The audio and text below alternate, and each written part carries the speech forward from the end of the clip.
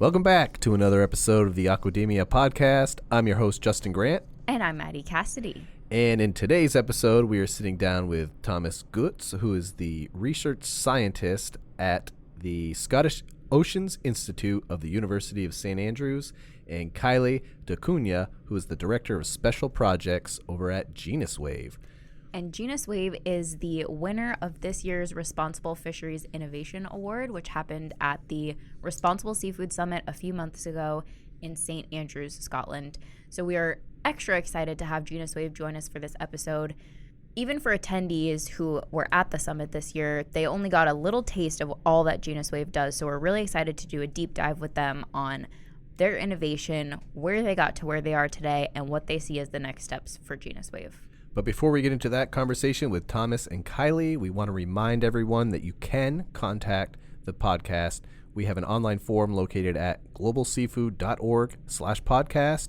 Also want to remind everyone that Aquademia is on X. You can find us and follow us at Aquademia Pod. And the best way to stay in touch with us is by subscribing to Aquademia on whichever podcast platform is your favorite. I hope you enjoy this conversation with Thomas and Kylie, and we will talk to you at the end.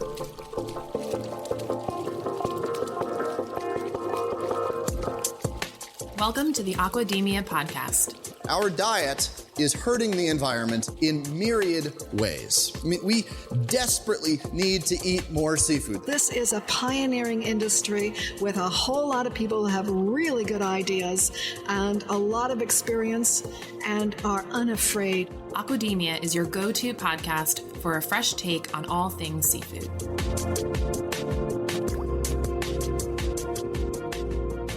Thomas, Kylie, thank you so much for joining Maddie and I on the Aquademia podcast. How are you both doing? Doing well, thanks. How are you? We're doing great. Great. We're rapidly wrapping up the end of the year, so I know it was a lot of back and forth to try to get both of you on the podcast to find an appropriate time. Thomas, you were on a fishing vessel somewhere where there probably wasn't really good Wi-Fi, so you're back on the mainland and ready to rock and roll.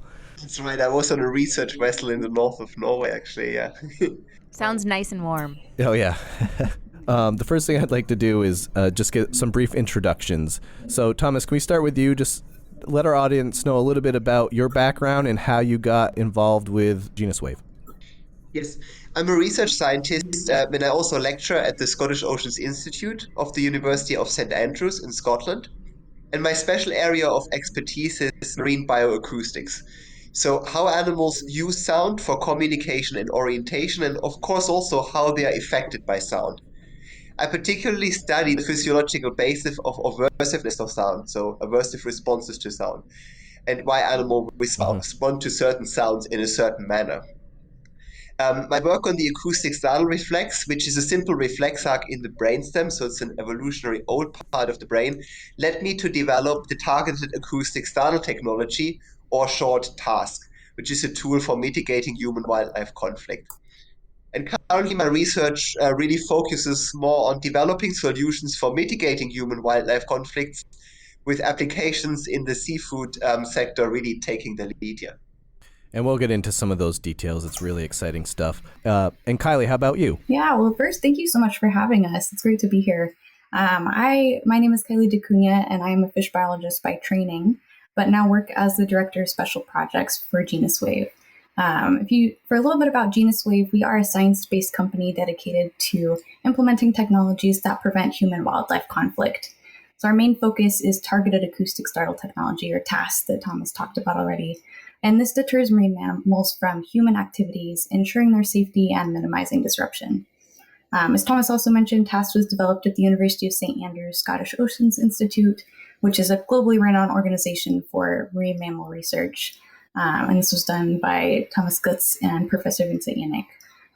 Thomas, thankfully, is here today, so he can go into much greater depth than I about the technical aspects of the technology and how it all works.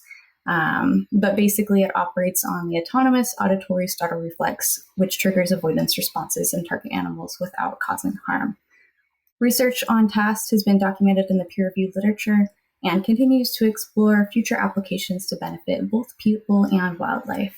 So our collaborative efforts aim to address the limitations of conventional acoustic deterrent devices and to protect marine life from human activities.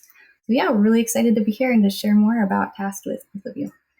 Perfect. Yeah, we're so excited to have you both on the podcast today. I think that your innovation really stood out to me as I wasn't really an attendee, but as someone who saw the Innovation Award presentations, it really was just so engaging and interesting and a perspective that I had never really thought about before. So to kick things off, I want to first of all congratulate you for winning the Responsible Fisheries Innovation Award at the summit this year. So congratulations. And I think it would be great for our listeners and us to get a little taste of the journey that brought you to where you are now. So what inspired the idea for GenusWave, and how did you sort of get to the point of winning the Innovation Award? Yeah, maybe I'll take that question first. The real motivation for this basically is to find solutions for mitigating human-wildlife conflict, and they occur, as everyone knows, right, in the seafood sector in a multitude of different ways.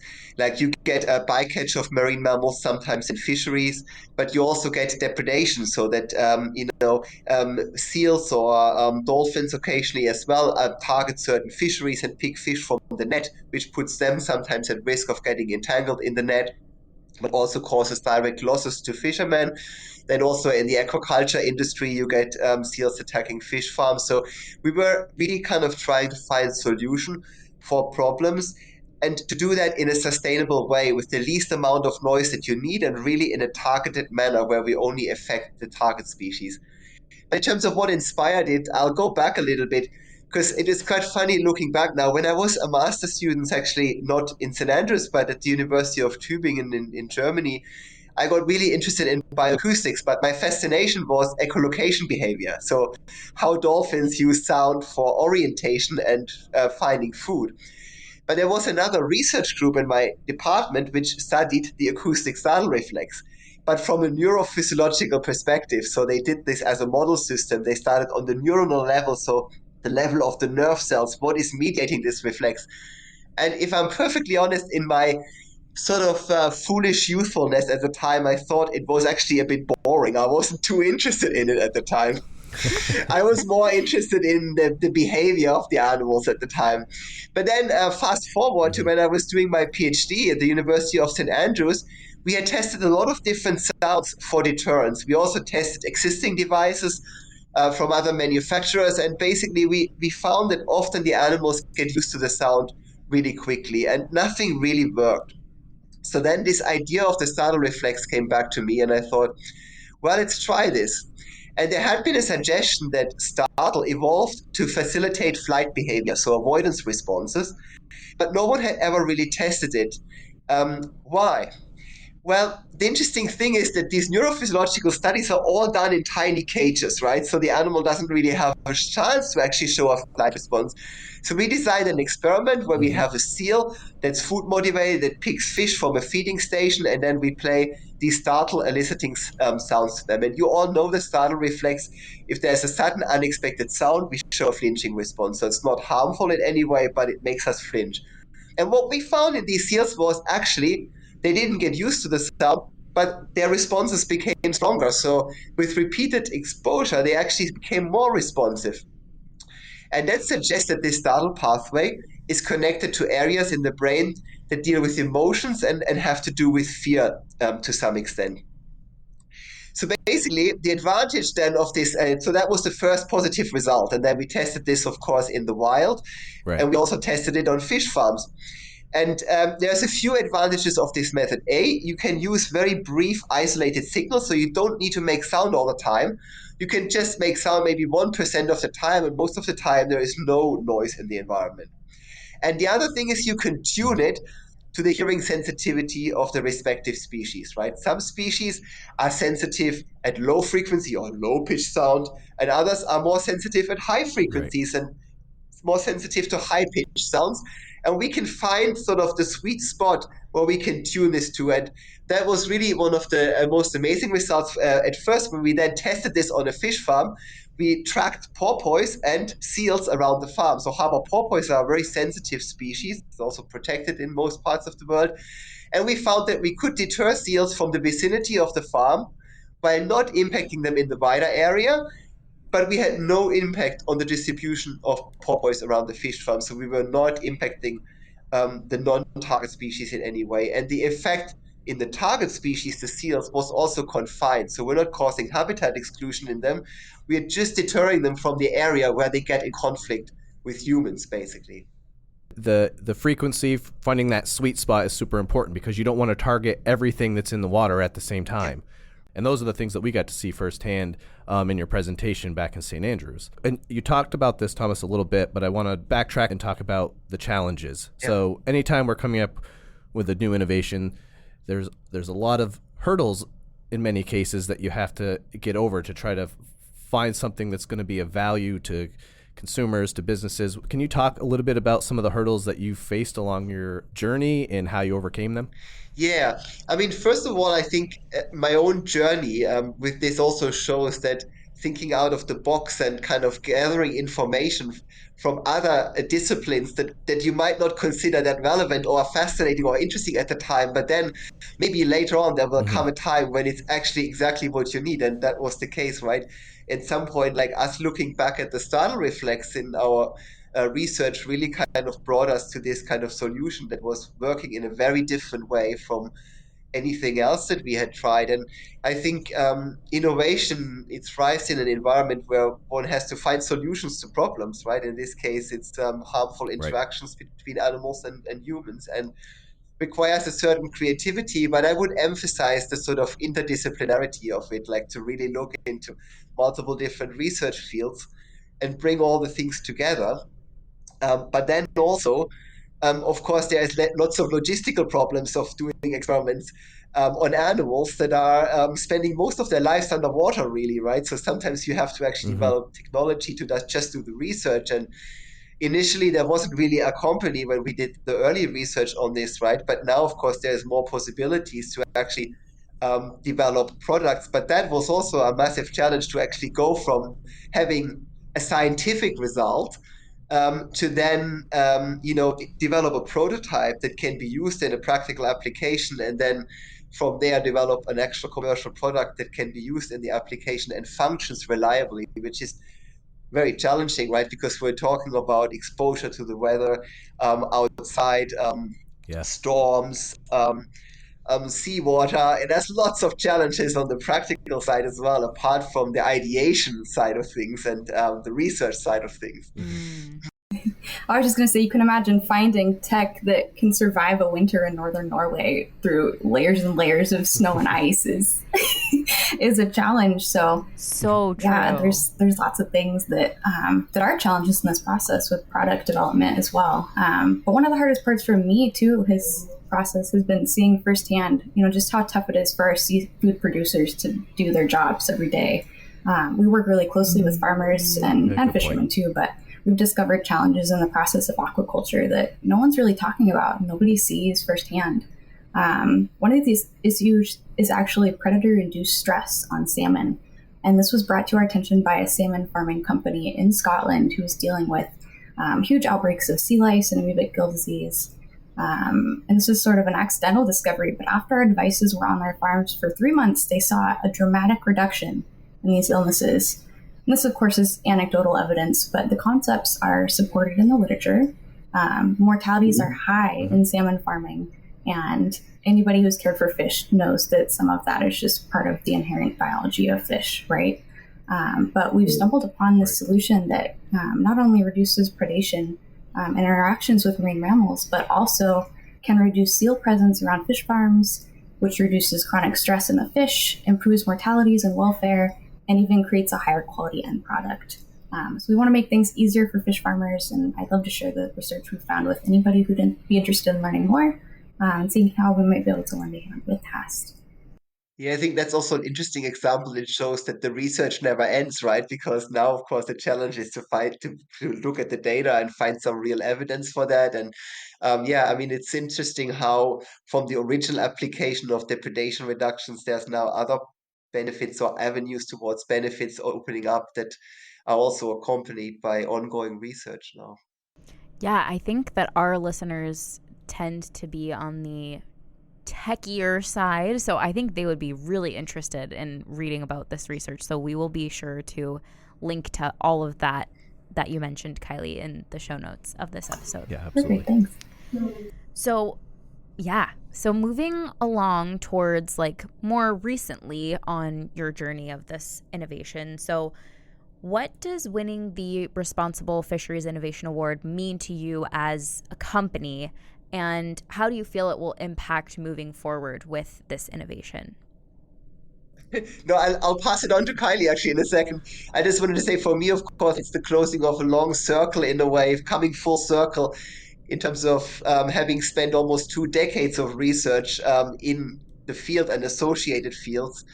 It's a fantastic thing and I'm happy about it. But I'll pass it on to Kylie to talk a bit more about what the company is planning to do with this award. Yeah, thanks, Thomas. As a longtime follower of GSA and this podcast, personally, this is kind of a pinch me moment, if I'm being honest.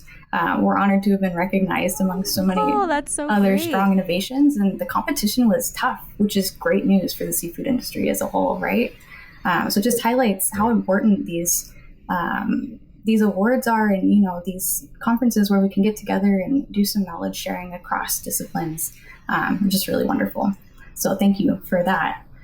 But really, we're just so grateful for the platform this award has given us so we can connect with those facing marine mammal conflicts and work towards collaborative solutions. This really is a global problem with numerous applications because these animals are just so smart, as you've probably seen, which is great and challenging. But they find benefit from involvement in human activities, and sometimes this results in risky or harmful interactions. I've had the most interesting conversations with folks that have gotten in touch following the announcement of the Innovation Award winners, and for that, I'm so thankful. The benefits of the technology for fisheries are significant. I mean, most obviously, you reduce the risk of bycatch and other fishing gear-related injuries to marine mammals, and bycatch is one of the ugliest parts of the commercial fishing industry. So being able to provide a technology to mitigate the impacts of this conservation issue is a huge win in our book. For aquaculture, we obviously see reductions in depredation when TAST is implemented, and have heard about secondary benefits, such as the link between seal presence and fish stress and overall health, like I touched on. We're eager to further explore this and to collect some hard data to investigate. In other applications, we see areas where pinniped overpredation can occur on salmonid species in riverine ecosystems, especially at pinch points to migrations like dams. TAST can be an effective tool in protecting endangered fish species without causing harm to pinnipeds, which are also protected in many parts of the world. So you have this situation where two management outcomes that are both desired are at odds, and it's great to find a compromise there. We also think this technology could be useful in applications where underwater anthropogenic noise could be harmful to wildlife, in instances such as driving anchor pilings for renewable energy installations or seismic explorations, and TAST could be used to temporarily keep animals away from the area in these situations. This reduces the risk of hearing damage for these animals getting close to construction or exploration. And then the last thing, I've been talking for a while, so I'll give it a break in a second here. Hey, this is the best place to do it. Yeah. But at the heart of innovation is the process of critical review and improvement. And though we're always making the technology better, so working towards smaller devices, lower cost, longer battery life, we're excited to begin implementing TAST more broadly in applications where these developments may not be necessary at this moment. So we have several projects in the works for 2025 and 2026, and are excited to see the responses that the technology has received so far. If anybody would like to know more about TAST, we're always happy to chat. My email inbox is open, and I think we'll link my email address in the show notes as well. And more information can be found at GenusWave.com. Thomas, before we move on to the next question, do you have anything you want to add to that question? Yeah, I agree with what Kylie said. I see the potential, obviously in the fisheries sector for bycatch reduction. I think that's kind of really, I mean, if I'm speaking from my heart, where it matters the most, right? Because this is actually where animals get killed. And I was going to give a little bit of an overview of on some of the research projects as well. But one, for example, you mentioned that I was on a research vessel in the north of Norway, and this is a project where we look at bycatch or entanglement risk in a purseine fishery. So purseine fishery is a fishery where you close a net, and then there can be a risk of animals being stuck inside of the net. You basically go around a Right. school of herring in this case, and you close the net and then pull it up. And the target species there are orcas. Um, and humpback whales. And with orcas, we got very good results. They're very responsive actually, which is fascinating to see as well because they are obviously the top predator in the ocean, right? So if it's possible to deter them with the startle method, that sort of points towards the right applicability. And I Right. mean, those applications I think are closest to my heart. But of course, I also see the potential in the aquaculture industry, where depredation and disease are the bigger problems. And I think we are at a point where the research is supporting a lot of practical applications, and in others, we're not quite there yet. We're still conducting more research and working towards implementing it into task systems. Yeah. It's very likely that we have producers listening to this episode. And I'm wondering if you could give an overview for that audience of what the technology would look like for them to implement on a fishing vessel or on a fish farm. Yeah. Yeah. That makes sense, yeah. It's different for a fish on a fish farm compared to fishing vessels because the requirements of the industry are obviously very different, right? On a fish farm, it's a system that actually consists of an underwater transducer loudspeaker, then a control unit in a waterproof pod, and a battery system which can be plugged into the main power as well on the fish farm, so you can power it. And then there is communication systems with radio modules that allows you to control the system um, from the central feed barge, and make updates and switch it on and off depending on your needs, and basically link it in remotely with other technologies as well. And on fishing vessels, it's obviously very different because the requirement is normally for something more compact and small that can go down on the net. So there is a unit that we call the fisheries pod or fishery pod, which is self-contained, has an internal battery and a much smaller loudspeaker. So it's like maybe 2-3 foot long, and it could go onto a fishing net, and it switches itself on automatically when it goes underwater, like with a pressure switch, and it can be retrieved with the fishing gear. But there are still some improvements that are being made to that system because the feedback I get is that's even smaller would be even better from fishers, and so we're taking that on board and working on improving that one. Excellent. I don't know if we'll have a ton more to add with my next question, which is really what's on the horizon, what the future holds. I think, Kylie, you answered a lot onto that subject. Thomas, you've just touched on it a little bit too, but is there anything else that either one of you would like to add as far as what the future for GenusWave and some of these innovations and how the industry could adopt them? Yeah, maybe I'll just say a little bit more about some of the ongoing research projects, and then Kylie can say how they can be taken Sure. into practical applications. So I mean, there I see these research projects as precursors for implementation, basically in practical applications. And the Norway one is one that I mentioned, but there's also other ones. For example, we just finished a project in a hook and line fishery in Alaska. That's collaboration with Alaska State Department of Fish and Game. And there the issue is, for example, that stellar sea lions can get injured by biting into the hooks in the lines, and then they end up with a flasher in their mouth and swim around with it, and that obviously can impact their longevity negatively. So we're just in the Right. final stage of that. We've analyzed the data, and we found a way of tuning the task system to stellar sea lions as well, and it works really well. We see strong reduction in predation events in the vicinity of the vessels, and it's still being tested on those fishing vessels at the moment. So after that, it should be available. I mean, we can make it available with some modifications to that sector.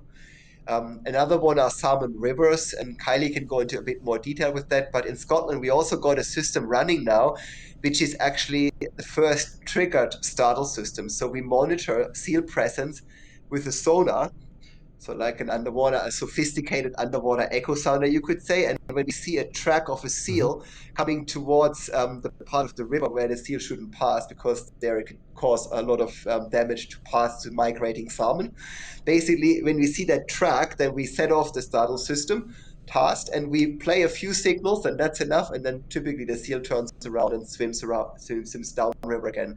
And that's also the triggered system would also be useful for other applications like tidal turbines, and maybe eventually could be used on fish farms as well. But yeah, those are just a few examples. Maybe Kyle, you can go a little bit more into detail with the salmon rivers as well, because you're working on a few projects in the Pacific Northwest, right? On that. Yeah, we've been working on some projects in the Pacific Northwest. I think since 2020 was the first implementation. So, it's been a lot of adjusting to a very dynamic environment, not only hydrologically and ecologically, but politically. You have very endangered species of salmon who are so important to people culturally and financially. And, whatever we can do to mitigate some of those interactions that happen with seals and sea lions that overpredate in riverine environments, I think is a great compromise to this issue. So we're still sort of in the testing phase in some of these projects, but I think we're set to have one in 2025 and 2026 that branches into a much larger deployment of units at these pinch points. And hopefully, we can see some really impactful results there, like we have in our test projects and in the Scotland Rivers project that Thomas was mentioning. Well, they did actually, yeah, they did a manually triggered trial, but I think I cannot give the specifics of the results yet because it's still ongoing research. Particularly the triggered system is actually still collecting data as we speak. In fact, there's a camera system attached to it as well, and we can obviously use the sonar to monitor the seal's behavior. So it's going to take some time before we have definitive results, but the data is coming in as we speak. But the triggered system is also a great way, of course, of even further reducing any sound that we put out in the environment, which is something that I'm very excited about. And in general, we always try to minimize the amount of sound that we need, that we use for the deterrence, and always model the sound exposure scenarios to make sure that all animals are safe, basically. Yeah, and just to add on to that, I mean, noise is increasingly common in our marine and aquatic ecosystems. So as an acoustically focused company, avoiding additional noise pollution is something that's not lost on us. We think about it often. And we want to implement these devices in areas and applications where they're necessary from a conservation standpoint. But that said, the effects of the task signal is localized with a common effective range of only 500 or only 50 to 100 meters, meaning that our impact is minimal in comparison to most other human activities in marine settings. And so that said, we as a species have created these situations that marine mammals are interested in. And we're excited that there's now a safe and effective technology that can mitigate these interactions. I imagine, getting back to seafood production a little bit, most people would prefer a day that doesn't involve having a sea lion jump in their boat or catching a dolphin or being chased around a fish farm by a seal. And consumers would probably appreciate that this interaction doesn't happen as well. So our goal really is to harness the power of technology so that the industry doesn't have to choose between profit and purpose. So in some cases, these fish species or salmon species are actually endangered themselves, and the problem is really that we humans have kind of tipped the balance by creating these kind of pinch points, as Kylie mentioned, like a fish ladder where all salmon have to pass through a bottleneck. And of course, it's so easy for sea lions or seals to kind of pick these fish there and injure a lot of them. And then with climate change and warming rivers, some of these salmon runs are already in trouble. So we're kind of to sort of tip the balance back a little bit to give these fish a better chance for survival. Is also a conservation benefit, actually. Yeah. And the seals still find fish, they will just find them a little bit less efficient, a bit further downriver. It's not about excluding them from their food completely. Yeah. And sorry, I just have one more point, but I wanted to mention that I don't think folks in the seafood industry probably go into this career path to make a lot of money. And marine mammal interactions, they're damaging from a conservation standpoint, but also they can be extremely expensive in terms of lost fish and lost and damaged gear and lost time. So speaking specifically to fisheries applications, it seems that we hear about another fishing operation leaving the industry every day. And as a relatively small Scottish company, we can relate to some of those challenges, right? It's not an easy world to do business in sometimes. When you're trying to make sure you have the least amount of impact on the natural world and also meet your bottom line. So if we can help somehow, it would be really great to make the industry profitable again. It's kind of a lofty goal, but I'll throw it out there. It's a great cause. And I feel like it's something that, like you were just saying, Kylie, it really dovetails nicely with almost all of the challenges that face the seafood industry. It's a solution for so many things that we see as issues that are recurring across the industry, like across the board. So it's such an important innovation, and we're so glad that you guys were able to join us today. So I have one more question, which is kind of a fun one. And I always find it interesting, like asking seafood people this sort of question, because a lot of times if you're entering the seafood industry, you might not necessarily see yourself as an entrepreneur or something like that, because it's a very scientific industry. But I'm curious if you would have any advice for other people that are looking to create innovations of their own, or maybe have an idea, or they have an idea for a business within the seafood industry. What sort of advice would you give to people like that?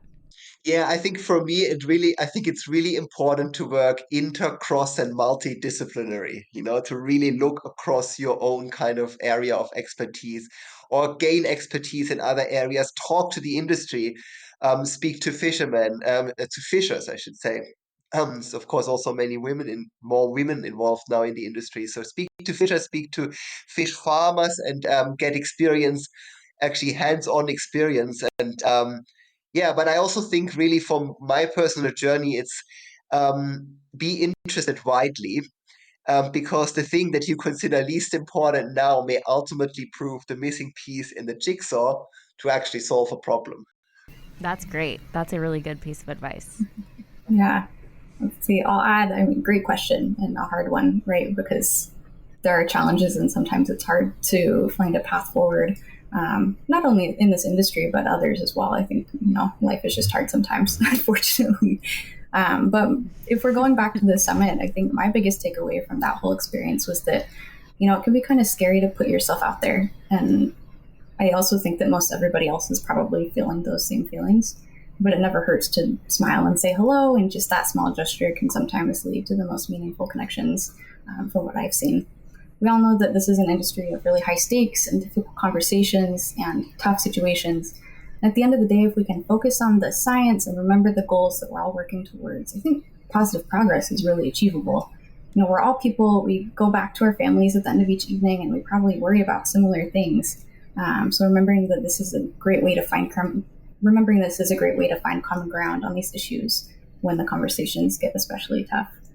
And just one more thing, I think it's important for people to find their why when they're working on something and they're passionate about what they're doing. These kind of questions always make me think of my daughter, who turns 1 this month, actually. She's this crazy, determined little fireball who loves being outside and playing in the water and animals of all kinds. And it's really a privilege to be able to see the world through her eyes. But watching her underscores my hope that our future generations should have the ability to enjoy the natural world in the same way that we have, and at the same time should have access to delicious, sustainable seafood. That's why I keep going when things get tough, and I encourage others to think about what inspires them to persevere in the face of difficulty as well.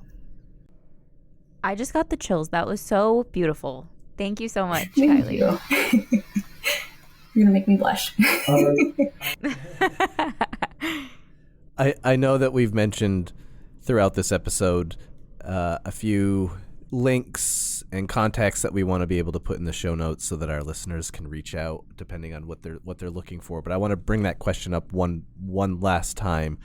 So considering that the majority of our listeners are in the seafood industry, and it's a global reach, if any one of our listeners want to get involved, they want to learn more, what is the best way for them to reach out to either one of you, GenusWave, or anything that you want to mention here that we could put in our show notes?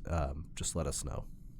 Yeah, I think the best way is probably visit our website, GenusWave.com. There's a contact page on there that has my email and my phone number directly. And, I, of course, can get anybody in touch with Thomas, too, if they have questions specifically for him, or some things on the more technical side Perfect. that he has, 20 years of experience working on that I don't.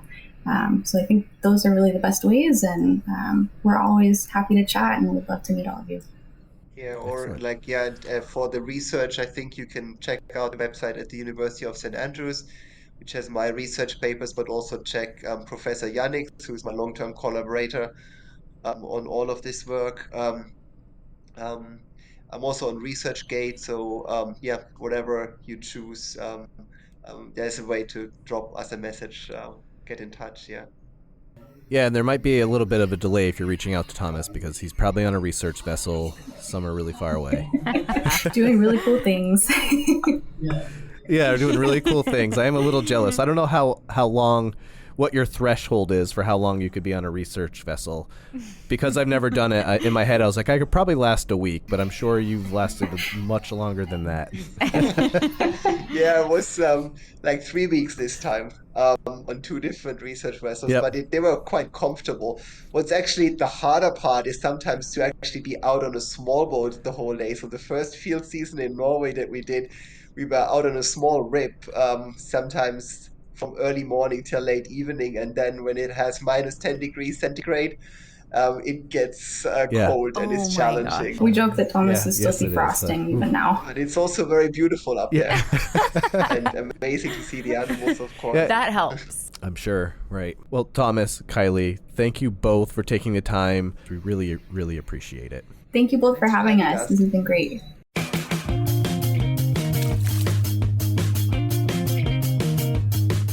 Folks, that was our conversation with Thomas and Kylie. During the conversation, if there was any topics that you want to learn more about, if you want to reach out to them, make sure to check out our show notes. All of that information is in there. Again, a reminder that Aquademia is on X. Follow us at Aquademia Pod. If you want to contact us for any reason, you can do so by filling out our online form, which is located at globalseafood.org/podcast. And if you enjoyed this episode, we would love to hear from you. So leave us a rating or review on your podcast platform of choice. And make sure that you give us a subscribe so that every episode will be directly downloaded to your device when it comes out. And again, thank you for listening, and we will catch you on the next episode. Bye. Ciao.